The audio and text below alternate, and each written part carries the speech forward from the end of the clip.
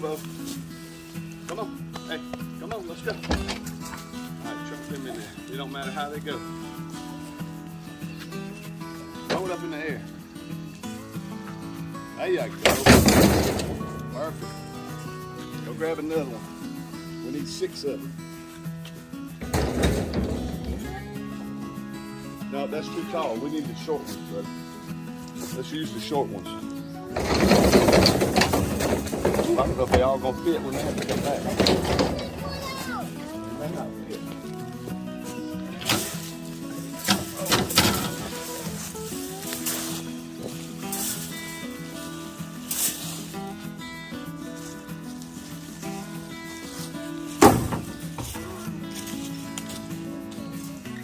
Got it?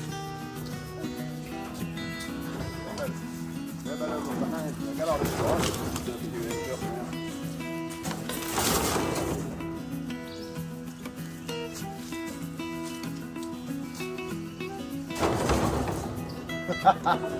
Let's see if we can get 2 more in there. I'm gonna put this one aside.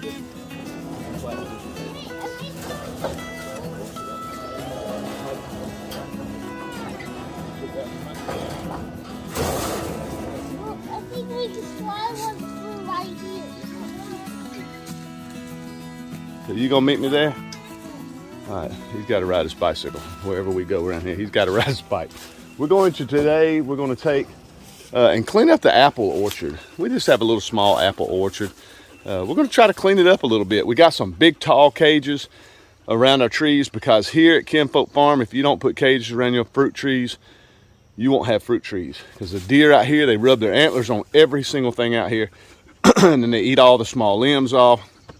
The deer are just terrible out here. So as you plant your smaller plants, we put big cages around them to protect the whole thing. Now that they've gotten bigger, take the big cages off, put some little 2 or 3 foot tall cages just to keep the deer from rubbing their antlers on them. If they nip at them now, it's really not that big of a deal. But we don't want them rubbing their antlers on the tree because it'll kill the tree.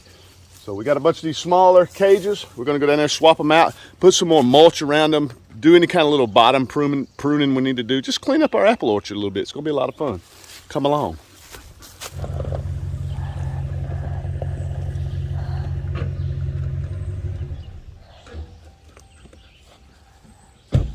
We're gonna pull the cages off first. We got these real tall cages on our apple trees. We have 7 of them out here and they're really doing okay. We haven't got any apples out of them.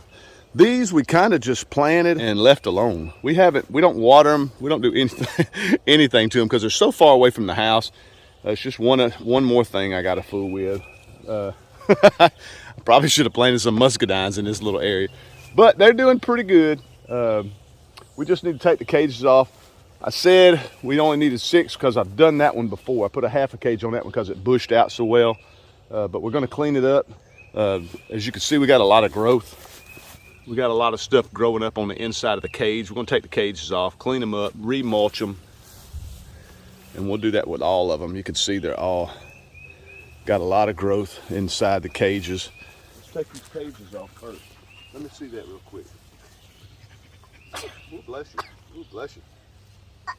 Ooh, bless you. Let's take these cages off first.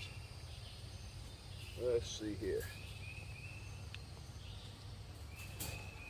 Grab that in. It's over here, over here, over here. And we're gonna walk it out so it don't pop with one of us. Hold on to it tight.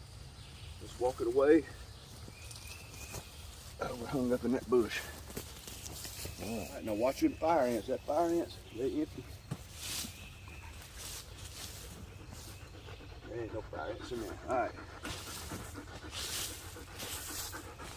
Now these bushes right here, anything you see like this, you need to clean out, okay? You wanna go get the big ones? Yes. Go get the big ones. Now here, let Papa see. I thought we could just drive it there. I thought we could just drive it there. It's pretty heavy. And any of these little small limbs like this growing off the side, we need to get rid of them. Okay. We get rid of them, we'll throw them out here in the yard and we'll cut them with a lawnmower. Can I do my job now? Can you do your job now? Yeah, look at that. Uh-huh. There you go. Now that one's clean. All we gotta do now is put another cage around it. Can't we use the cages? Huh? Those we can use on something smaller. These are the big ones. These right here is the ones we want around it now.